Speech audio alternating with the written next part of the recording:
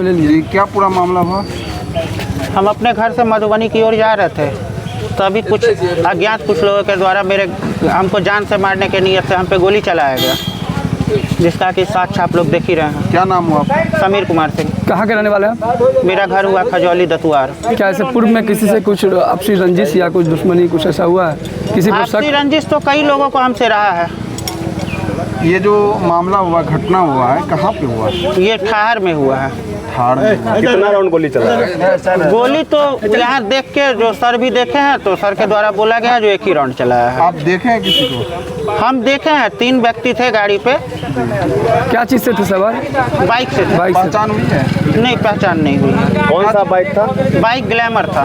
Glamour. Sir ढके हुए थे? हाँ, लेकिन अगर उनको मेरे सामने लाया जाए तो हम पहचान सकते हैं। कैसा था दिखने में, कैसा लग रहा था वो? मोटा मोटा टाइप से था, लंबा लंबा था।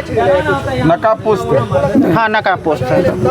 काले कलर का नकाब पहने हुए थे।